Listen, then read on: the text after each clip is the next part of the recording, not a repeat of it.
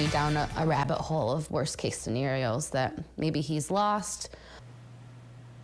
A West Michigan father is still missing several weeks later, and family says that there are still no leads. Police have been searching for 70-year-old Ray Tarashevitz since just before Thanksgiving. News 8's Byron Tollefson spoke with his daughter about her search for answers that the community has really rallied behind. Byron. The search is now expanding for Ray Tarashevitz, who's been missing for several weeks now. During our interview with Ray's daughter this afternoon, police called her to let her know they're not giving up, and neither is she. All right, so if he remembers he sent it, then that closes that possibility. Okay. Amanda McCarty has spent the last month and a half trying to find her missing dad. She won't give up until she finds answers. It's like a bad movie of like vanished without a trace for me. You know, it's a daily reminder that we don't have that closure yet. Ray Tarashevitz, who turns 70 next month, suffers from dementia and has type 2 diabetes. He relies on medication. All that medication is left, he left behind. So right now we're going on over almost 2 months now of him without that medication. I've spoken to his doctor, and the outlook does not seem too promising. The morning of November 21st, Ray's wife saw him sleeping in their Wyoming home. When she came back from work that night, Ray was gone. Her dad walks around Wyoming often, but Amanda says the way he left that morning was extremely unusual. The biggest concerns is he left with no coat, no cell phone, and he didn't have his ID on him. He didn't have a debit or credit card either.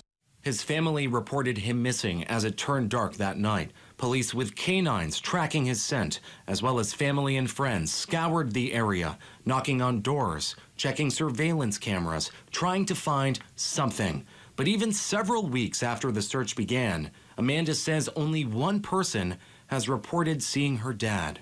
Our neighbor across the street from our home, our family home, says she saw him shoveling the driveway. So we had recently had a big snowstorm, so that Monday morning, but he or she could not provide a specific time.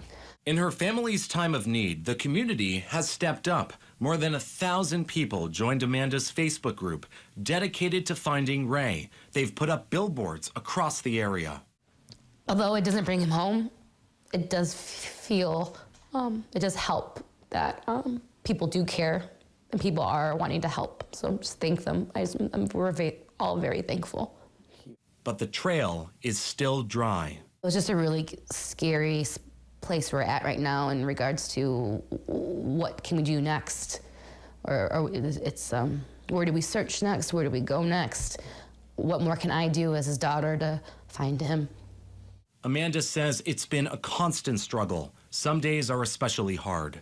I blame myself every day that I should have done more to prevent this from happening, and I know that you can only do so much from afar or so much face to face, or like I know it's not my fault, but I still carry that weight. And so I'm just really angry.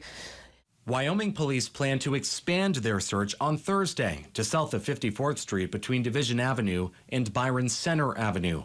Amanda isn't giving up hope that she'll be reunited with her father. We have that sliver of hope that he'll come back. He'll come back home. If you live in Wyoming, Amanda says the most helpful thing that you can do is check your surveillance camera, if you have one, for footage between Monday, November 21st and the 22nd, because if it shows her dad walking by, that could be essential in the investigation. If you have any other information, call Wyoming Police.